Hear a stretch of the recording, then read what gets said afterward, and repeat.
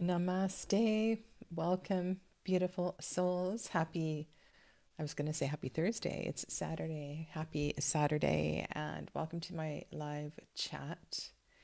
This has been a really interesting week, and I did a couple of um, recommending videos. I've been still plugging away at that series where I am recommending tarot decks and finding it a really interesting exercise, actually. I really appreciate Nova's prompts for decks I recommend. And I will do a couple this week as well too. So there's so many things that I want to make videos about, and I need to complete that project. So hello, Clevis, welcome to you. I had also a humbling, let's call it that, humbling experience. I'm doing an Arthurian series as well too, and working with 3 decks in the Arthurian series. One is the Kathleen and John Matthews Arthurian deck, and one is the Anna Marie Ferguson Arthurian deck, and another is the Claire Duval Arthurian deck. And I have had the, hi TJ, I have had the Llewellyn Tarot longer, maybe. I think I had the Anna Maria Ferguson's decks around the same time. And I have been reading and stumbling through the vocabulary in the Llewellyn Tarot for years and years. And then I decided today, last couple days ago, that I was going to do some research and look at the Welsh pronunciation, because I really cringe.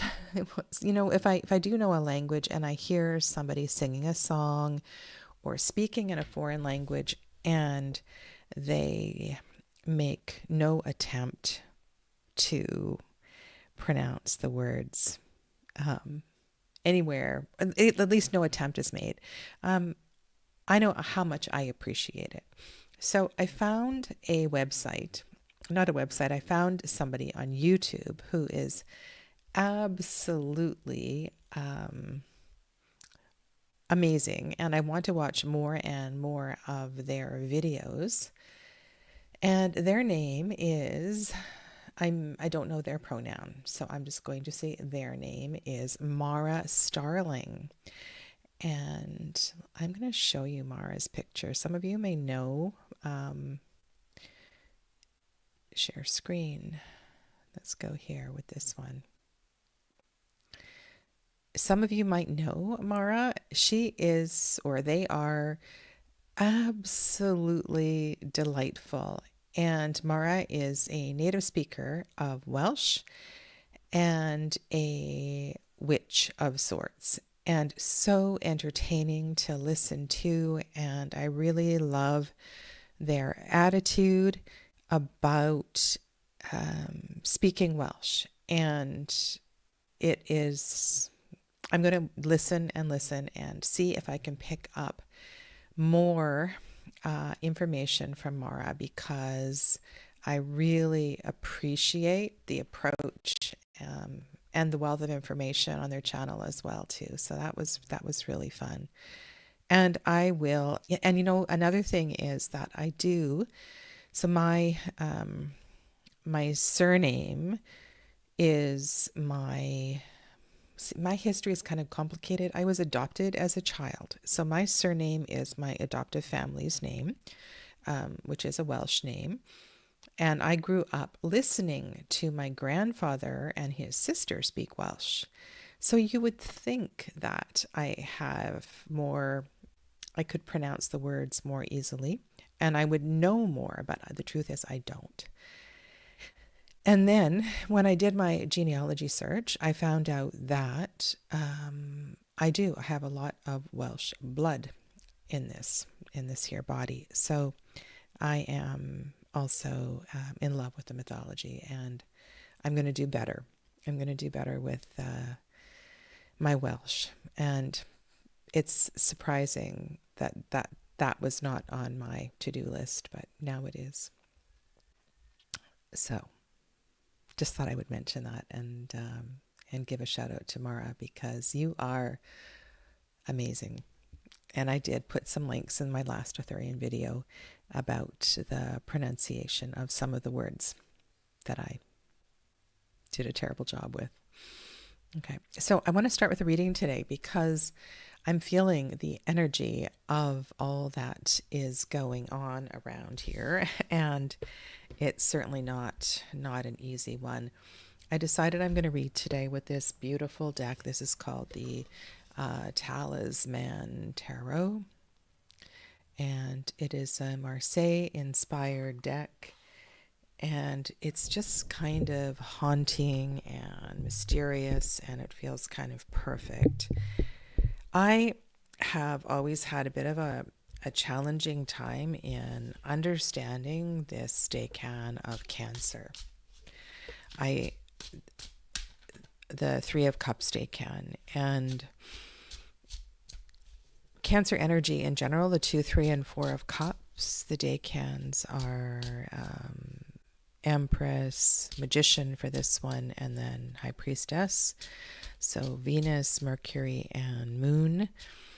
Moon being the ruler of Cancer, and this particular decan, Jupiter, is exalted as well too. So we're looking at a 3 of water, and with all the planetary energy that's going on right now, I could use some support, and so I hope you appreciate this reading. The intention here is to find some deeper insight into how to navigate this week and work with the energies of the shifting energies around us. And I did share one other video. There's an astrologer that I follow. Her name is Iris J.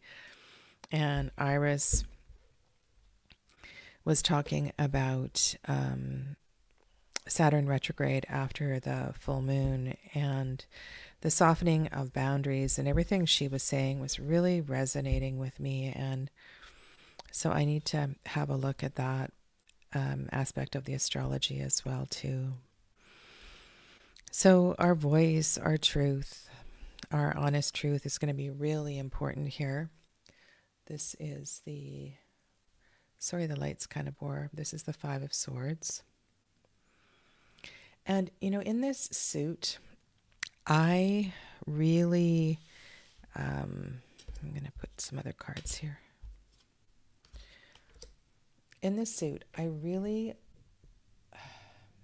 love the odd numbers, because the odd numbers, all of them, 1, 3, 5, 7, 9. Yeah, they all have a single sword coming up the middle of the card.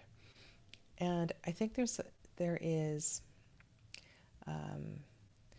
something really important to remember in looking at these odd numbered sword cards. And that is how cumbered or unencumbered the sword is. And we do have some space here.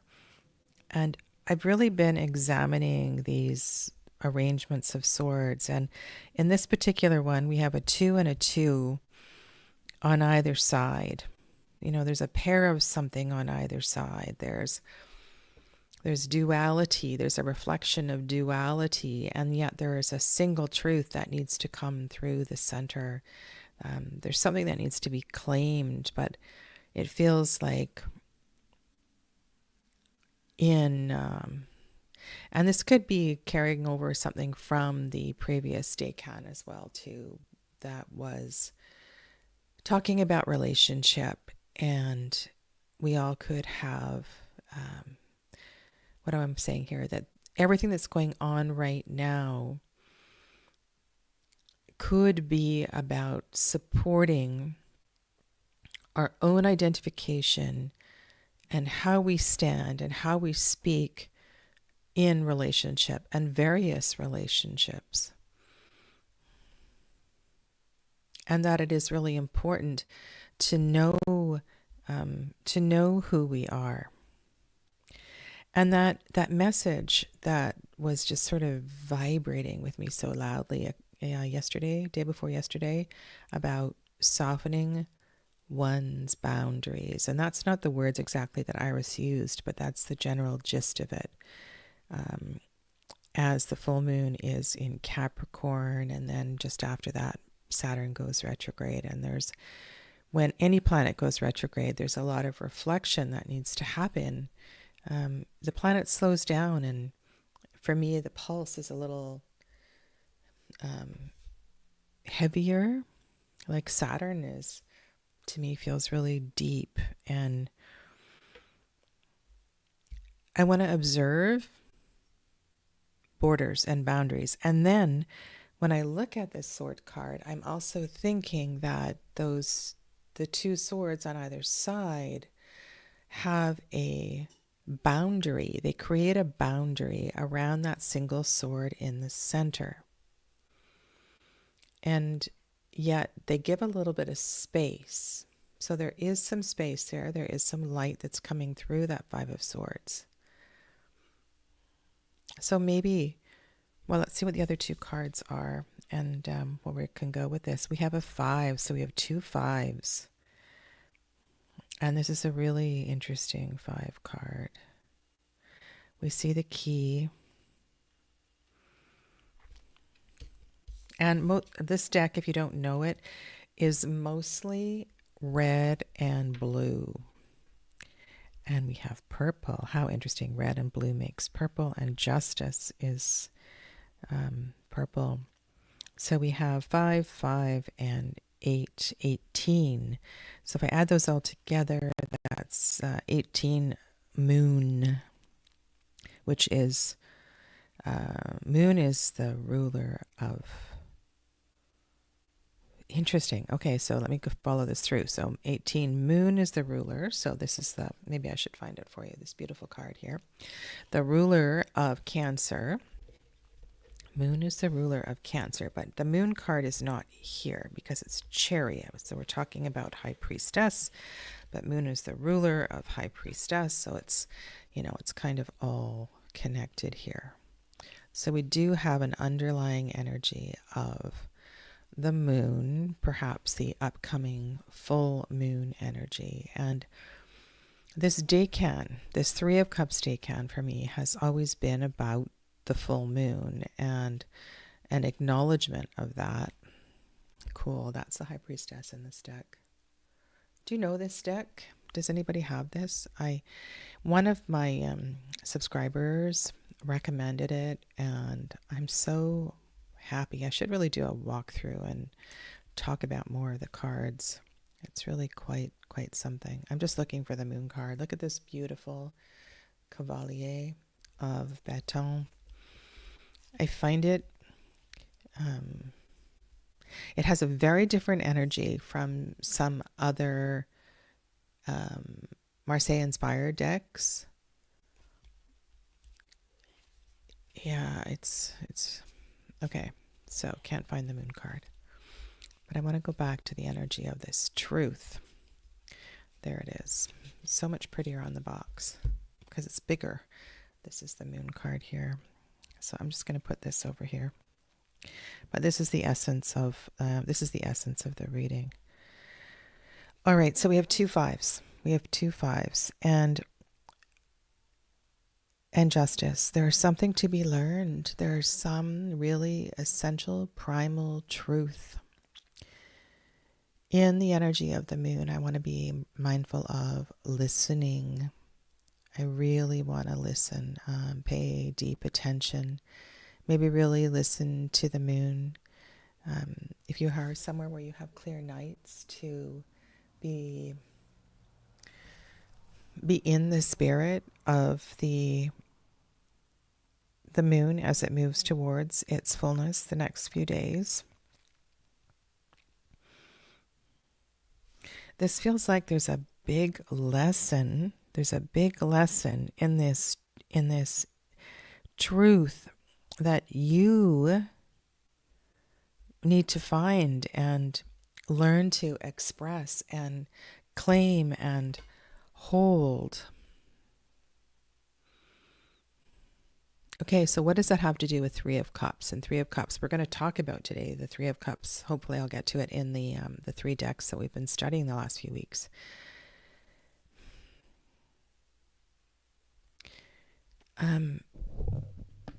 So what I want to say here is that there is a word, there is an expression, there is an opinion that perhaps you have restrained from sharing.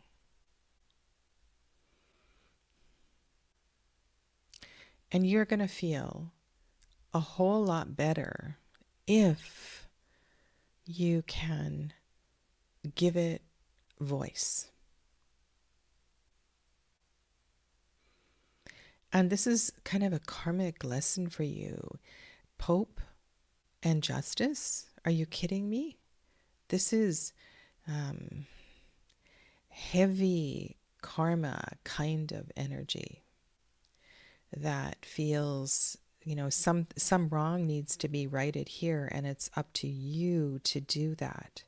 I wonder if you can take that single sword, allow the two on either side to kind of fall away, and you kind of pierce your truth through the full moon, which is a few days ahead still. But are you getting what I'm saying here? This is,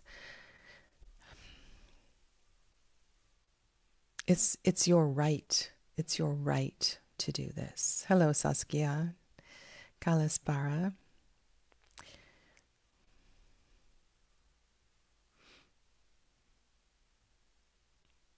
And then when I look at the key there, it's like, the throat chakra.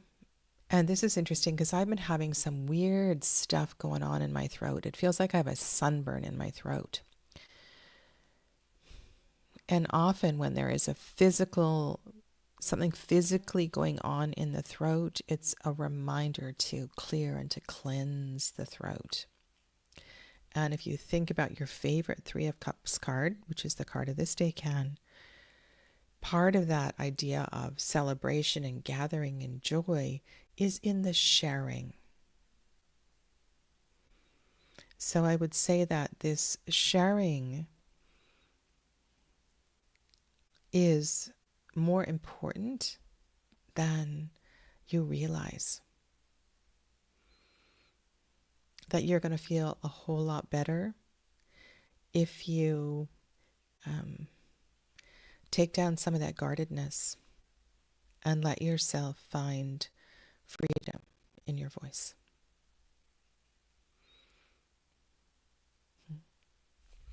There you go. I think I'm going to leave that one on the table. All right, so that is the Talisman Tarot. And I'm going to shift back into this discussion that we've been having of the Margaret Peterson Tarot and the Finnish deck, Mythologia Fennica, and the Greenwood Tarot. And today I'm shifting into the energy of cups. And I'm going to start quite naturally with the Ace of Cups and conclude with the Three of Cups. That's the plan.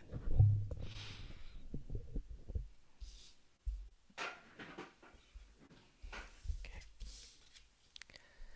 And let's start with the beautiful words of Margaret Peterson. There is your lotus flower in the pond. And in these three cards, the theme of spring. Spring. We have, this is actually a spring spirit in the 2. But the idea of sacred ponds and sacred pools feels really important in these cards. And there's something that is arising throughout these three cards that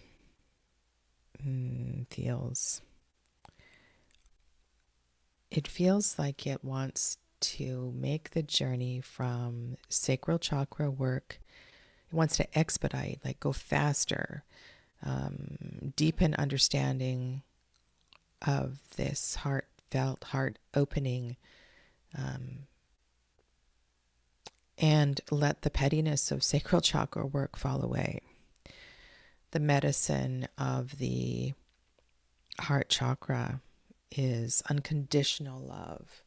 It's big stuff, right? Not the pettiness of relationship stuff. And so I'm just really feeling, I just reread the 3 stories for this deck and have glanced at these ones again. And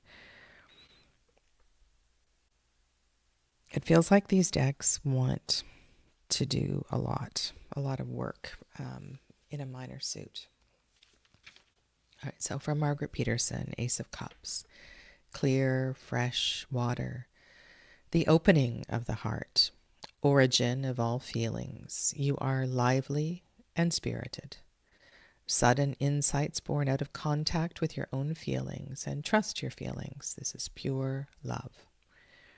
And opening up to meet yourself and other people. Springs are considered sacred places. Their water is pure and full of minerals. The lotus, as flower of light and purity, is the source of all being. It is the symbol of renewal and opening of the heart. It is also the symbol of, as you know, it is the symbol of transformation. The journey of the lotus from the mud to the light is the story of our individual unfolding. And here in the Greenwood Tarot, you can see the deer or the elk drinking in this sacred pool. And this keyword is the waters of life. This gives us an essential energy. There's an essential part of energy that is expressed in all of the aces in this deck. And I think we need to kind of tap into that. What is the energy of water, and how does the energy of water help us to begin anew? You know, it's fresh, it's cleansing, and it can be as transformative as fire and air. And yet, as these stories unfold, you'll see that there's a lot that can be hidden beneath the surface. And so this Ace of Cups is, I feel like we need to go slowly. We need to tread gently here.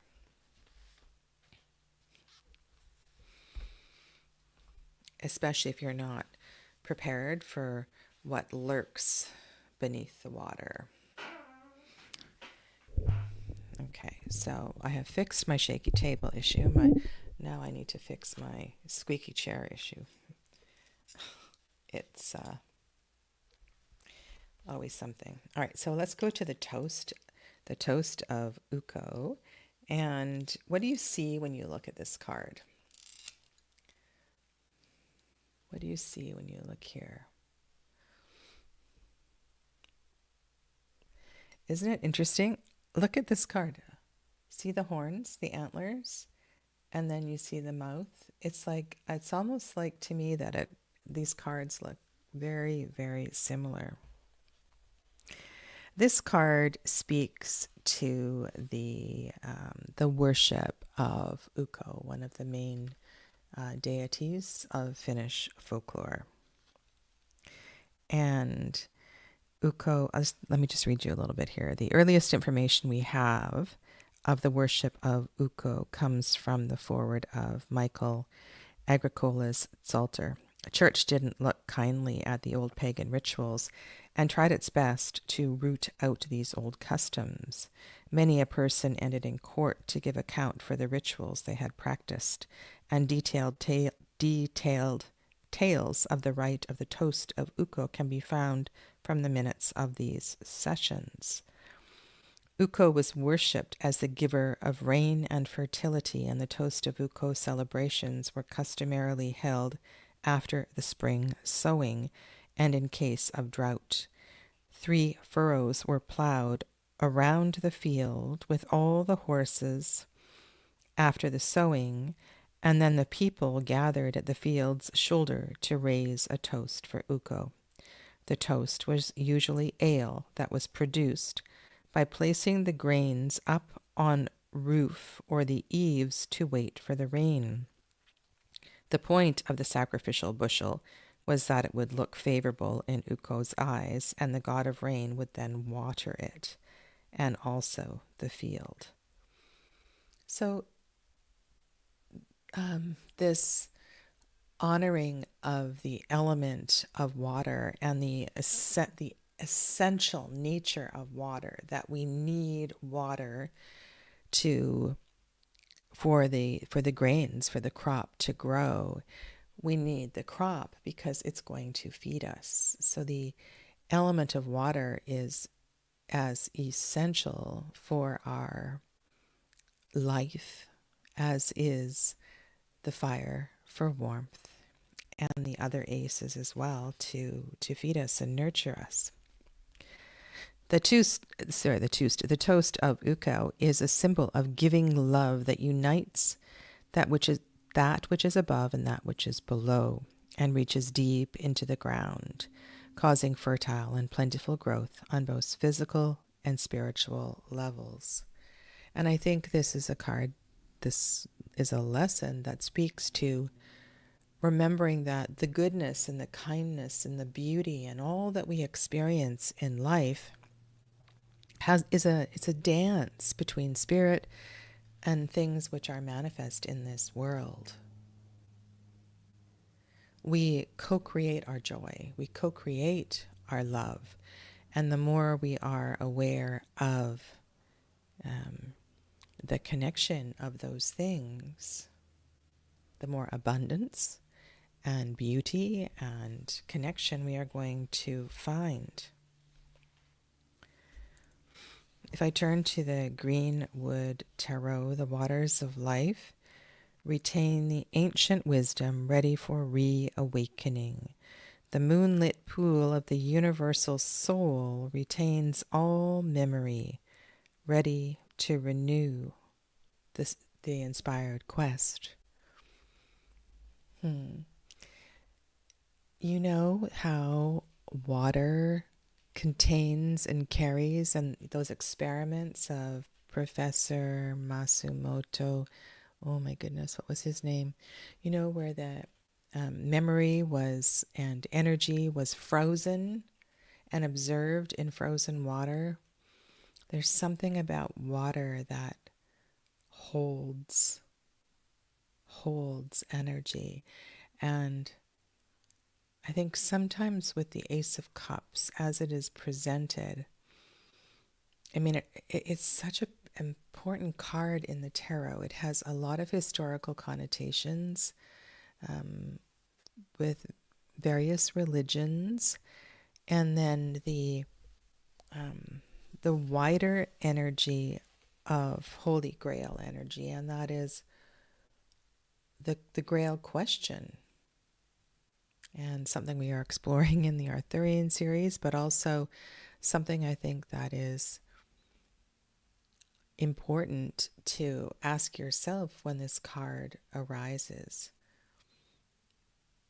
If you can drink from this sacred spring, what is it that you would like to drink? How would your life transform if you could drink from this well? Thank you, Saskia. If you don't know the work of Masaru Emoto, Professor Emoto, it's so interesting how Japanese names are. That would be Emoto if it's Emoto. Wonderful work, and you can study it in terms of energy medicine. You can be very scientific about it, but yeah, energy in water is the basis of his work. Yeah, Ace of Cups. if you could drink from the Ace of Cups, what would you hope to feel and take in and drink in? When you ask yourself the question, what is my holy grail? I think most people don't know the answer to that question. If you could have everything that you wanted, if you could be perfectly healthy and feel and be in a beautiful relationship and a beautiful and loving, kind, compassionate relationship with yourself, what would your life look like? Now, I'm also struck by the lightning in this card. And if Ukko brings the rain, then depending on the severity of the water, the severity of the rain, yes, we can also have lightning. And I'm thinking of water and erosion, and water has the power to crack us open. Water has the power to crack us open. And that metaphor also works really well with the idea of the lotus. So maybe the Ace of Cups is here to open us up quite literally, emotionally, spiritually. Are you ready to be awakened? Because if you're not open, then how can you be in the energy of the Two of Cups if you're not open? Now, all twos in the tarot speak to relationship of some sort, right? There's two things. There's two of the same element. And when we have two of the same element, sometimes they can come together in harmony, but, often same repels. And in the idea of twos and duality, we need to be very, very careful. And generally speaking, this is a card and a decan of love and connection. It is the beginning of relationship.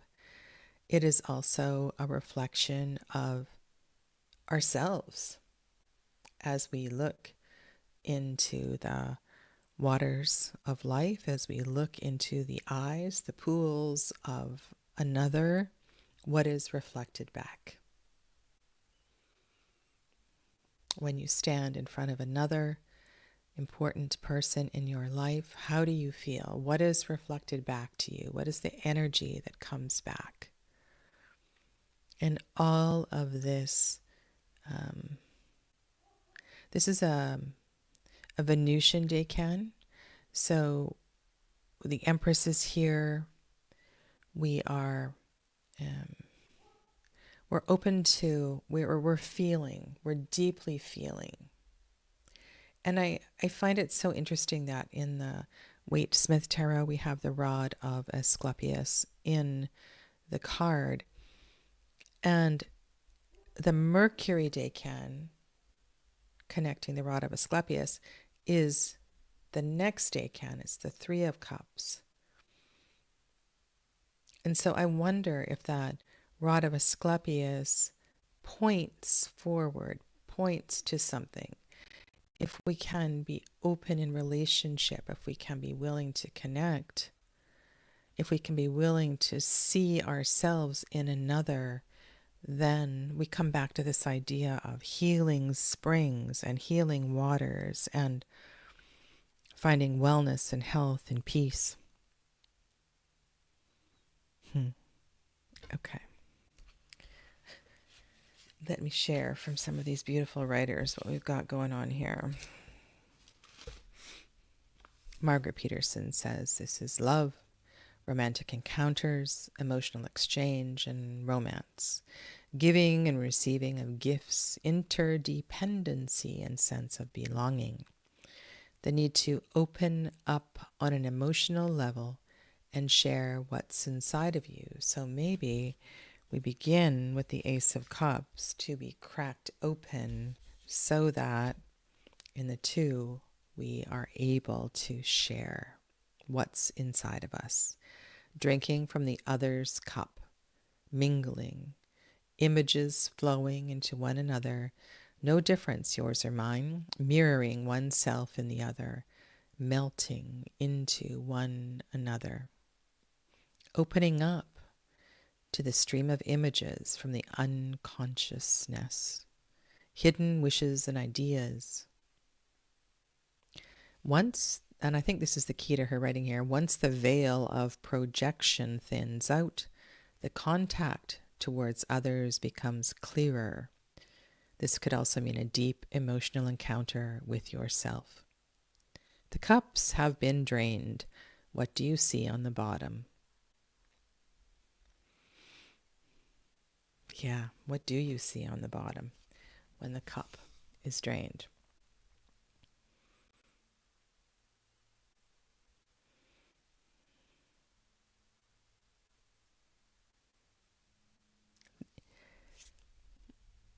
There's so much one can say here.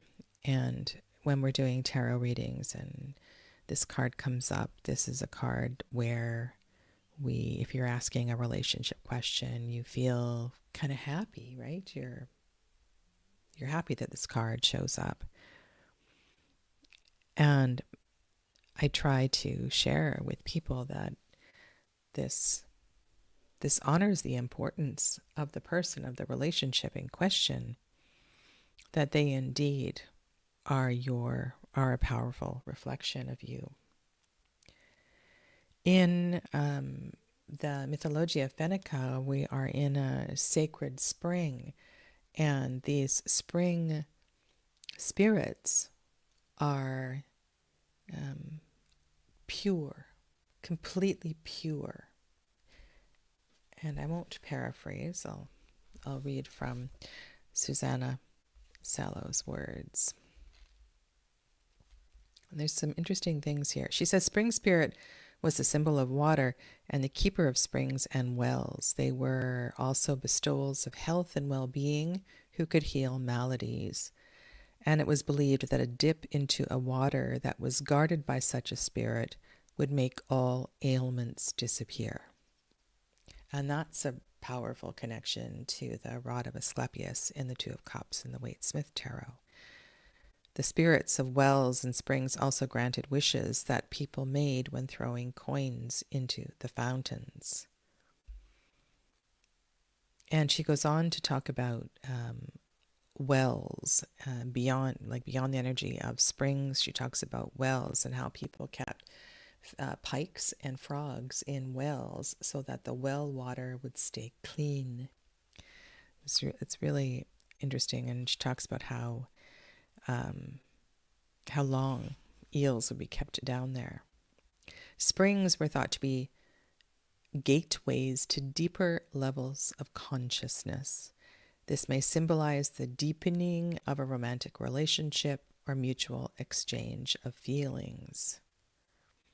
Harmonious and true relationships increase your well-being. So perhaps the more deeply you can look into the water,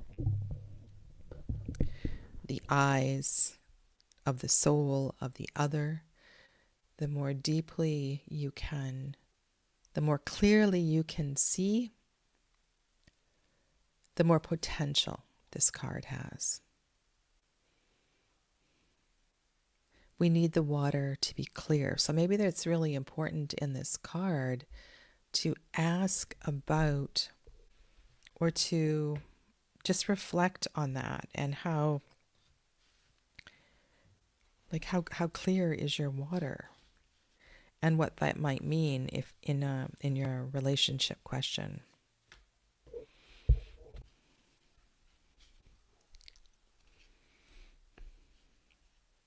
I'm pausing here because I'm looking at the keyword attraction, and I know this is a card of love and all of that, and it is a two, and all twos are about relationship, and this is the Two of Water. It's a Two of Hearts. It's always had a positive relationship connection in playing cartomancy and all of that. And yet I'm thinking about how... So here's something. Maybe this is where I want to go with this. Okay, do you know the Marielle Tarot?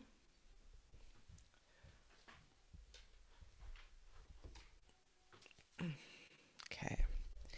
Two of Cups is a crazy beautiful card. It is very yin yang. There is a young woman and an old man in an embrace that looks a lot like a yin yang symbol.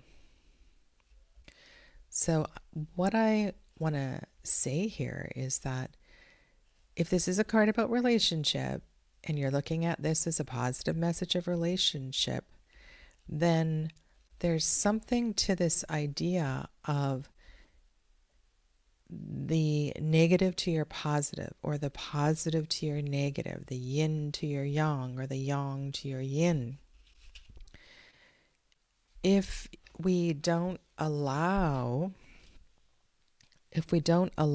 that, if we don't make space for the partner, the relationship, the mirror, to hold opposite energy, then we can't be a whole.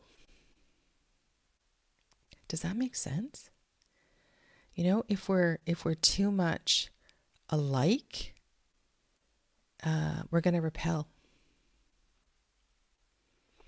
And this is such a tender card. We also have here a yin and yang relationship of young and old. And so this reflection of that which is different is important to the connection.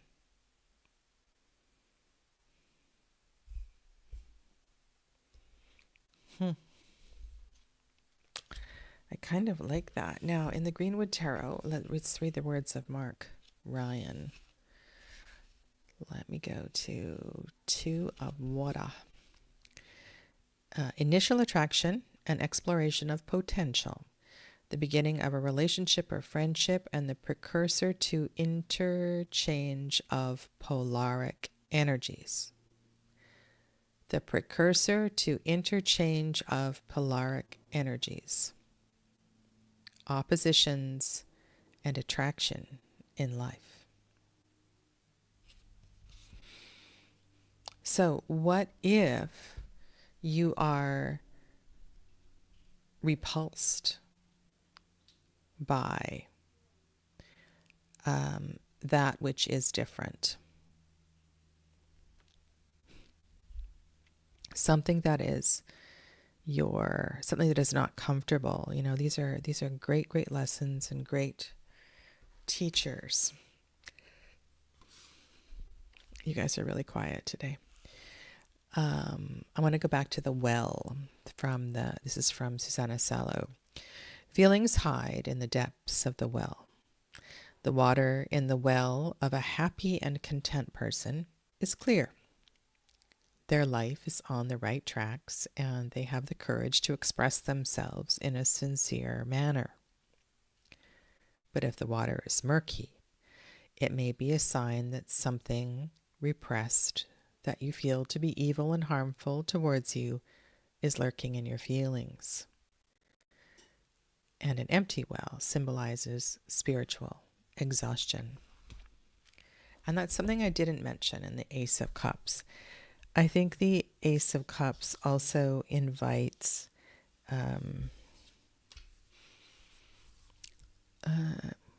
it's time to fill your cup. Is your cup full?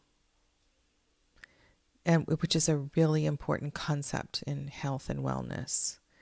Physically, mentally, emotionally, spiritually, is your cup full? It's time for you to drink from the pure springs and to fill your cup. And so there may be different stages, right, to this experience of Ace of Cups, as there are with every card in the tarot. Now let's look at the 3. There is the 2. You can see like cave drawings here. There's a couple in this one.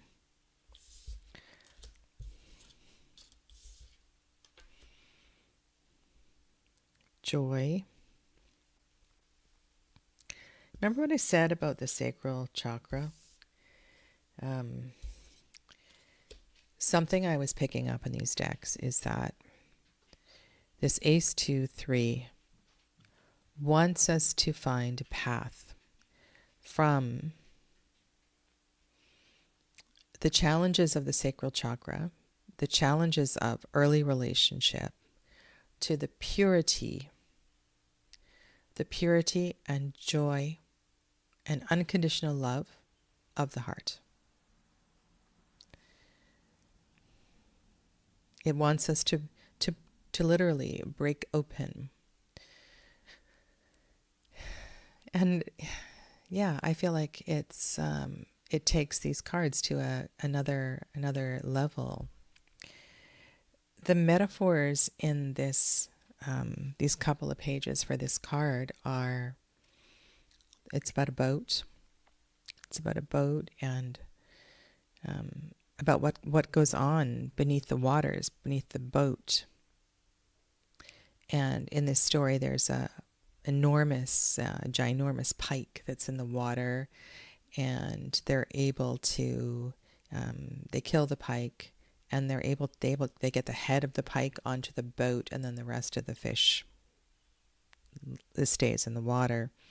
And they use the meat and all the bits of the goodness of the head of the pike. And then from the jawbone, they fashion a musical instrument. So there is no wasting of the head of the pike, which in its other form, when it was alive, beneath the surface of the boat, beneath the water, was causing a lot of turmoil. So they caught the fish, they used the fish, they used all of the bits and the pieces, and they turned the problem into food, nourishment, and they fashioned a musical instrument from the jawbone of it. So this is deep. This is deep and powerful story of mythology of how we can solve our problems, and how the undercurrents, if the undercurrents are feeling uncomfortable, what we might do with them. You know that expression, slay your demons, and then turn your demon into a musical instrument. And if you look up the Contele on the web, you'll see it looks a bit like, I don't know, what does it look like? It looks a bit like a harpsichord. It's a string instrument. You can see, like, from the jawbone, they would put strings across. And so this was the first, this legend is about the first ever Contele. Okay. There were 3 of them in the boat, and Wainamoinen was the one who began to play the Contele. A great joy was released, and charmed people began to gather around him to listen. Every 4-legged creature of the forest hurried to listen. Tapio, lord of the forest, climbed onto a hill, and Mieliki, mistress of the forest, onto a birch to listen to the sweet melody. All the birds, even the mighty eagle, flew to hear the music. The maids of air listened on their rainbow, and Kutar and Paivatar ceased their weaving and put aside their rails. Pikes, whitefishes, perches, and all the other fish surfaced to hear better. Even Ati, lord of water, rose to sit on a lily pad. Maids of Velamo ceased to comb their hair in the reeds, and Velamo, the mistress of water herself, rose onto a rock on the shore and eventually fell asleep. Vainamoinen played for days, and all who heard him wept for joy.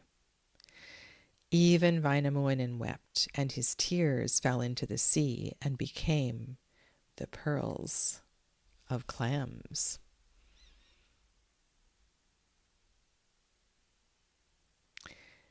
Susanna talks about this connection between childlike innocence and wisdom and joy. And my takeaway from this this myth is about the process of finding joy. How did you find joy? What makes you joyful? Is it a shift in attitude? Maybe it's about seeing something that was poking at you, and seeing it in a different light, or maybe even inviting it to the party. What makes you joyful? And how can you embrace and embody joy in your life? Margaret Peterson says the Three of Cups is festivities, celebrating, and sharing. Not leaving, but stepping out of the cozy limits of to some intimacy. The transition and new contacts are celebrated. The boundaries of everyday life shift and expand. So yeah, number 3, right? So 3s are about expansion. Forget your worries, but don't suppress them. This is really important. And if you think of this joy and celebrating and connection and fullness of energy, it has a healing balm to it in that which you release and that which you let go. So we celebrate and we gather and we sing and we dance and we play and we imbibe and we share, and in that we are able to let go of some things that no longer serve. Back to Margaret Peterson. A new beginning, a fluid sense of being in the present, images and role changes, celebrating, playing, dancing, and communicating nice and easy. A celebration is an unfolding and a cleansing. Heavy emotions transform into lightness and joy and renew themselves. So just like that pike that was underneath the water, threatening the safety of those on the boat, we can, through sharing and gathering. Ooh, let's go back to this. Okay. I tell you, it all weaves together. Right? Remember this five of truth, this 5 of swords that was in our reading. There is some big, and let's get this really specific. So full moon, when is the full moon, people? Thursday? I don't know where we are in the calendar. Summers are very busy, very full. I just know that it's, looking at it.